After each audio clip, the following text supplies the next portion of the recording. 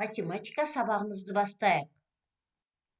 Бүгінгі сабағымыздың тақырыбы жиын, бос жиын деп аталады. Бұл сабақта сен жиынды құру жолдарын білетін боласың, бос жиын ұғымымен танысасың. Балалар, заттарды әртүрлі белгісі бойынша жиынға топтастыруға болады. Бүгін біз әртүрлі белгісі бойынша жиын құрауды үйренеміз. Бізге мынандай геометриялық фигуралар берілген. Осы геометриялық фигуралар әртүрлі белгілер бойынша жиындар құрастырып көрейік.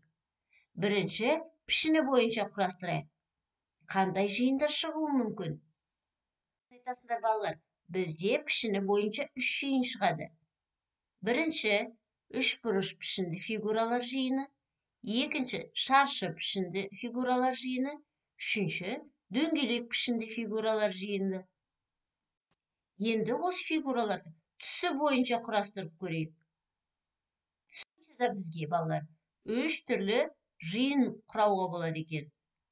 Қызыл түсті фигуралар жиыны, көк түсті фигуралар жиыны және жасыл түсті фигуралар жиыны.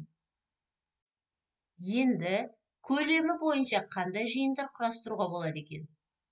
Көлемі бойынша балалар 2 жиын құрастыруға болады екен. Үлкен көлемді фигуралар жиыны және кіші көлемді фигуралар жиынын құрастыруға болады екен. Енді балалар, мына тапсырмаға қарайық. Жиынды ата қандай 2 жиынға топтастыруға болады?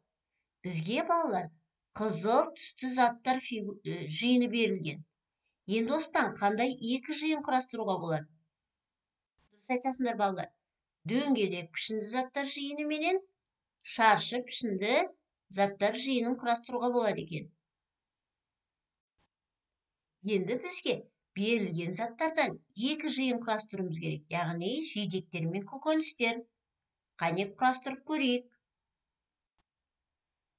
Балалар, бізде берілген элементтердің барлығы жидектерге жатады екен. Сондықтан да бізде көкөністер жиыны бос болып қалды. Себебі бұл элементтердің ішінде көкөністер жоқ. Егер жиында бірде-бір элемент болмаса, оны бос жиын деп атайды. Яғни бізде көкөністер жиыны бос жиын болып тұр. Жарайсыңдар балалар, енді оқулығымыздың 112-113 бетіндегі тапсырмаларды орындайық. Ал жұмыс кітаптеріміздің 109-110 бетіндегі тапсырмаларды өз бетіңше орында. Сізге сәт. Жарайсыңдар.